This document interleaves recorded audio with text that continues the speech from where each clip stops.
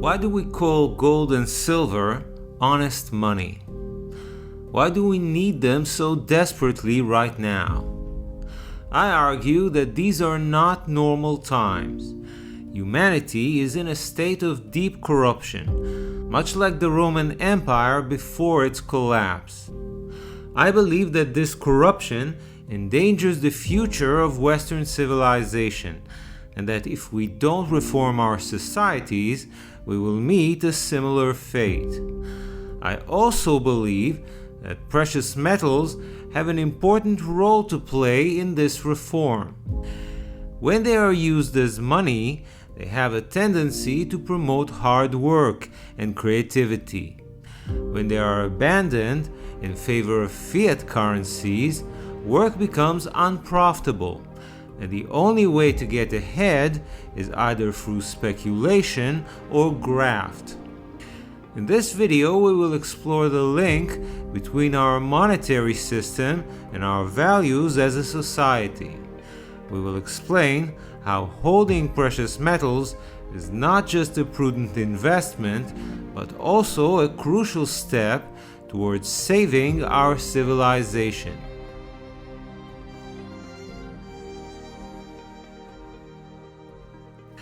When we think about corruption, we immediately assume that it has to do with government officials taking bribes. But I argue that corruption is a far wider phenomenon, and that nowadays it engulfs every aspect of our lives. I define corruption as something or someone that is not performing their proper function. Whether or not it is criminal by law is beside the point. A corrupt body does not perform the task to which it was originally intended, period. If you adopt this definition, you will discover that most organizations nowadays, both in the private and the public sector, are corrupt. Take for instance the media. The media was intended to be the fourth estate, the watchdog of democracy. It was supposed to inform the public in regards to current affairs and to supply an impartial and factually accurate representation of reality. Now, I'm not so naive as to think that there was a time in which this was always the case. Journalists have always used their platforms in order to promote their personal agendas, and pure journalism is just an ideal.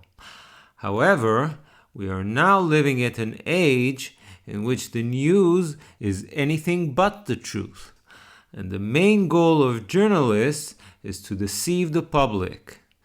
In recent years, there were countless instances in which the media's narrative was not slightly wrong or partially wrong, but completely wrong, and any dissenting voices were actively suppressed. One can no longer assume that this is an accident or the result of some kind of negligence. The mainstream media is obviously doing the exact opposite of what it was meant to do. Since these are private corporations, they are free to tell whatever lies and to spread whatever false narratives that they like. As long as it's not outright defamation, there is very little we can do about it. But you must agree that this is a form of corruption, even if it is completely legal.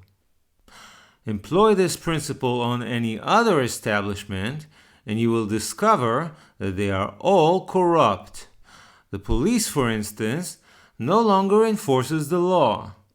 Shoplifters are rarely taken into custody, and if they are quickly released back to the streets.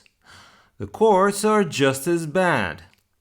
There are too many prosecutors and judges nowadays who are lenient towards violent criminals. At the same time, they needlessly harass law-abiding citizens for minor and sometimes trumped-up charges.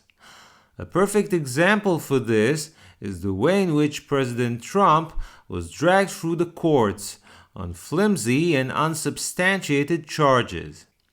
Clearly, these court cases were politically motivated and meant to derail his campaign. We can only thank God that they failed. But unlike Trump, most of us do not have the financial resources to fight such a legal battle. Nowadays, having to go to court can drive most people to bankruptcy. This means that the judicial system no longer serves its original purpose of delivering swift and effective justice. According to my definition, it is corrupt as a whole. The last example I would like you to consider is the academic system. Originally, it was intended to promote science and to further our knowledge and understanding of the universe. But in recent years, it seems to be more focused on the diversity, equity, and inclusivity agenda, which is driving it insane. Under this set of policies, science is no longer a priority, and those who are best suited to conduct research are no longer hired. Instead, the people who get appointed as professors are those who tick the diversity box and toe the equity and inclusivity lines. As many have noted, universities nowadays pursue every imaginable form of diversity, except diversity of ideas. They have turned into monolithic centers of indoctrination, and as a result, the public discourse is suffering. Again, although these are largely private institutions, and there is no law forbidding the hiring of staff based on DEI requirements, I argue that this is a form of corruption. How is any of this linked with precious metals? How can gold and silver possibly reform our media, our court system, or our universities? I believe that we are all human beings, and whether we are journalists, judges, or professors, we all respond to economic incentives, which affect our way of thinking and eventually become part of our personalities. Under our current monetary system, currency is no longer backed by a tangible good and can therefore be created at an unlimited amount. The central banks of the world indeed have the power to print money, but the vast majority of it is generated when banks issue credit to their clients. Many people, including economists, have difficulty accepting this notion that whenever we take out a loan, money appears in our account out of nothing. But this is the truth. This is exactly how dollars, euros, or yen come into being. As individuals, we have to work for our money, but for some reason, the banks have the privilege to print it out of thin air and then charge interest on it. Once this new currency is created, it is indistinguishable from the rest of the currency in circulation and has the same purchasing power. But while the supply of money is growing, the supply of goods and services stays the same. Therefore, there is more currency chasing the same amount of goods, and the purchasing power of the currency diminishes. This is what we call inflation.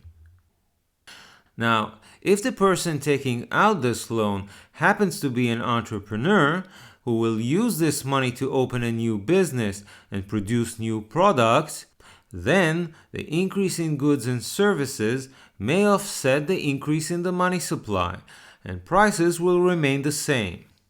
As a matter of fact, if this new business is extremely efficient and increases the supply of goods and services faster than the money supply, we can even see prices dropping. This is what we call growth. But in recent years, we haven't had any genuine growth. Since the 2008 financial crisis, in an effort to prop up the failing financial system and to artificially boost growth, central banks have printed huge amounts of money. This money was never invested in productive businesses, and therefore did not result in an increase in the supply of goods and services. Instead, it was used by Wall Street bankers in order to speculate on all sorts of assets, stocks, bonds, cryptocurrencies, you name it. The main beneficiaries of this process were the top 1%, who owned the vast majority of these assets. No wonder then that we're all feeling pinched. Under our noses, the purchasing power of our savings has been gradually siphoned away. Our salaries no longer buy as much as they used to, and we're all feeling frustrated. In a desperate attempt to maintain their standard of living, people are willing to forsake their most sacred principles and to sell their influence to the highest bidder. This is why all our institutions are becoming corrupt and no longer serve their original purpose. Everyone is just trying to make an extra buck, and to hell with the consequences. Some become addicted to the casino on Wall Street. Others are willing to prostitute themselves on platforms such as OnlyFans. An air of cynicism takes over society as moral standards degrade. And the worst part of it is that the government is denying the very existence of inflation, using statistical manipulations in order to claim that it is all but gone. Now that Donald Trump has been elected as president, many are expecting inflation to disappear. But I'm afraid that this is a false hope. No matter how honest and talented he may be, the crisis is too deep to be solved by a single person. As we speak, both the stock market and Bitcoin are setting new all-time highs, proving that the desire for easy gains is alive and well. In order to impart change, we need a comprehensive reform, one that will not only transform our monetary system, but also our value system. We need to learn that speculation has no real value, and that a sound economy is only built on the foundation of creativity and hard work. Having an honest job should allow you to enjoy a decent lifestyle, just like it did decades ago. And the best way to achieve that is through a return to sound money. When our money is based on gold and silver, it is far more difficult to generate inflation. Governments are forced to balance their budgets, and banks have to be a lot more prudent with their capital. In such a system, there can be no bailouts, and mismanaged institutions are forced into bankruptcy. This imposes a sense of discipline and accountability, as reckless actors quickly find themselves out of the game. The scarcity of credit makes it harder to open new businesses and restricts the rate of growth. But in return, the economy is far more stable and less prone to repeating cycles of boom and bust. In such an environment, money retains its value, and hard work actually pays off. Honest people get rewarded for their honesty, and as a result, their numbers grow. Now, don't make the mistake of thinking that this is only true due to the natural scarcity of precious metals, and that we can simply replace it with artificial scarcity, like we have with Bitcoin. Gold and silver are good money not only because they are scarce, but also because they are useful and have industrial applications. The industrial demand tends to stabilize their price, and as a result, they are more reliable as money.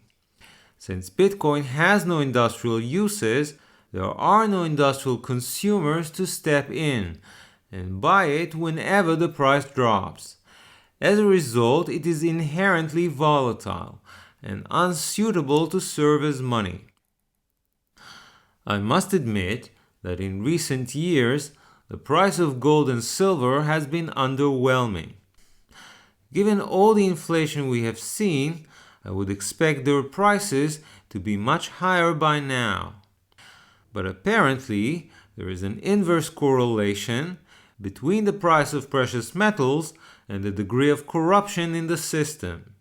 We are currently at peak corruption, and therefore the public sentiment regarding gold and silver is bleak. But as we turn the tide, this could change very quickly. There will come a point in which holding physical gold and silver will turn out to be the smart move. We're just not there yet. Thank you for listening to the Silver Hermit podcast. If you like this content, please donate in the link which appears in the description below.